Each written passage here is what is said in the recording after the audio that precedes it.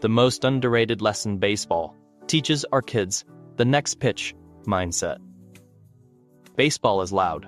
Dugouts, crowds, metal cleats on concrete, parents clapping too hard because they want it to matter. But the most important lesson baseball teaches our kids is usually quiet. It happens after the strikeout, after the error, after the inning where everything went sideways and your kid feels like everybody saw it. The underrated lesson is not winning, it is recovery.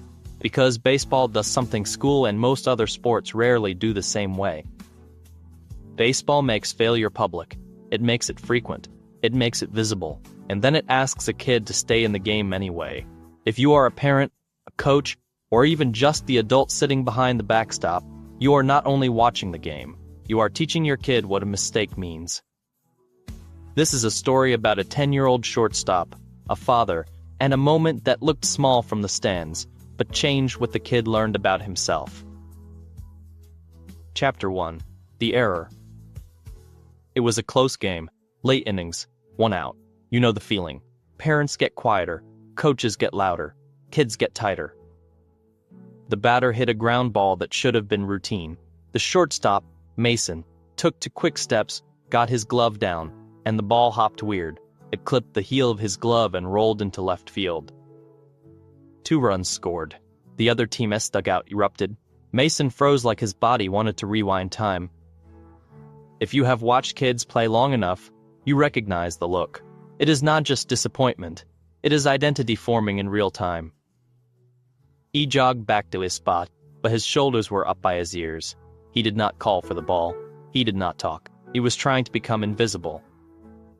From the stands, you could feel the emotional chain reaction starting, parents shifting, some sighs, a couple of comments that were not loud, but loud enough. Then Mason looked up at the backstop, right where his dad always sat, and his dad stood up. Chapter 2. The moment adults decide the lesson. Every adult in that section knew what could happen next.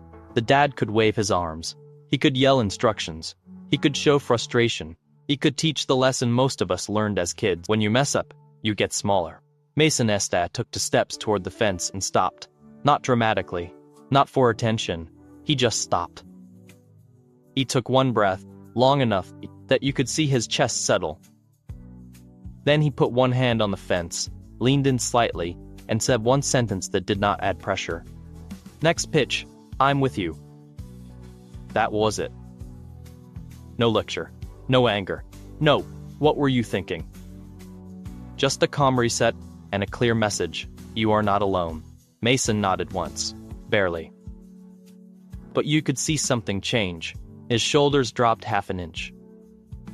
In youth baseball, 1/2 inch is a mile. Chapter 3. Why next pitch is the underrated lesson. Here is what baseball teaches kids that many adults underestimate. Failure is not the end of the inning. It is the beginning of the response. A kid can strike out and still be a great teammate.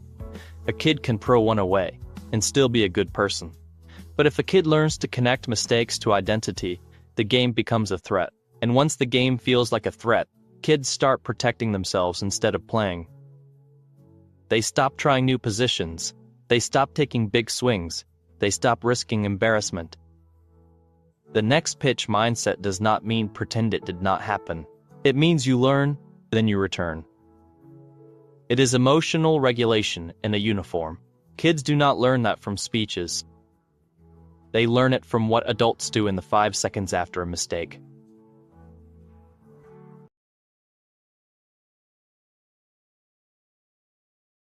Chapter 4. The Quiet Dugout. Between innings, Mason came into the dugout with his eyes down. His coach, Coach Denny, did something that looked simple, but it was the same lesson in a different form. He did not start with mechanics. He sat next to Mason and asked a question. What are you saying to yourself right now? Mason swallowed.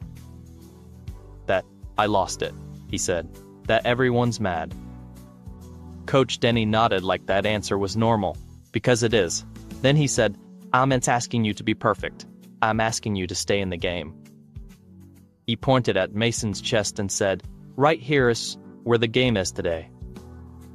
Then he added, You make one play, you are back. You miss one play, you are still here. We do not disappear. The dugout went quiet for a second. Not awkward quiet, respect quiet. That matters too. Kids are always watching how teammates react to failure. They learn whether a team is safe. Chapter 5. The next ball. Next inning, another ground ball came to Mason. Routine again. Same spot, same chance. You could see the fear try to rise up. His feet stuttered. He almost pulled his glove up early. Then he did something different. He took one breath, got low, and let the ball travel. Clean field, clean transfer. Throw to first, out. The crowd clapped, but not for the out, for the recovery. Mason did not celebrate. He did not need to. He just looked at his glove for a second like he was reminding himself, I can still do this. He glanced toward the fence again. His dad was not jumping, not yelling. He just tapped the fence once with his fingertips and nodded. A quiet message. I saw the response, not only the mistake. Chapter 6.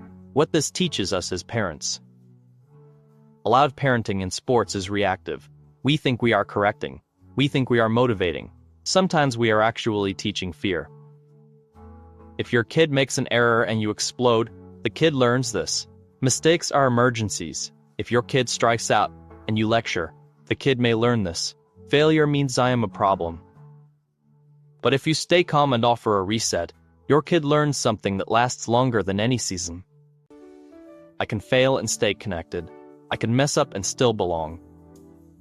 Here are 3 practical things you can use this week. First, change your first sentence after a mistake. Instead of, what happened? Try, I am with you. That sentence lowers the nervous system enough for learning to happen. Second, ask a better question. Instead of, are you okay? Ask, what are you telling yourself? It brings the internal story into the open where it can soften. Third, praise the response, not only the result. Say, I liked how you reset. Say, I liked how you stayed aggressive. Say, I liked how you kept cheering. Baseball is not only a sport, it is a practice field for life. Chapter 7. The real win. After the game, Mason's team lost by 1. The error mattered in the standings. It did not matter in the way that counts long term. In the parking lot, Mason walked next to his dad carrying his bag. He was quiet, but not crushed. He said, I thought you were going to be mad. His dad looked at him and said, I was frustrated. But not at you. At the hop. At the timing. At the game. Then he added, you stayed in it. That is what I care about. Mason nodded like he was storing that sentence somewhere. Because kids remember what we say when they are most exposed. Closing. The underrated lesson. The underrated lesson baseball teaches our kids is not how to win. It is how to recover. If your kid learns that failure is something they can stand back up from, they take that into school, friendships, jobs, and adulthood. They become harder to break, not because they are tough, but because they know how to reset. If you want more stories and lessons like this, subscribe. Comment next pep pitch if you want kids to learn recovery, not fear.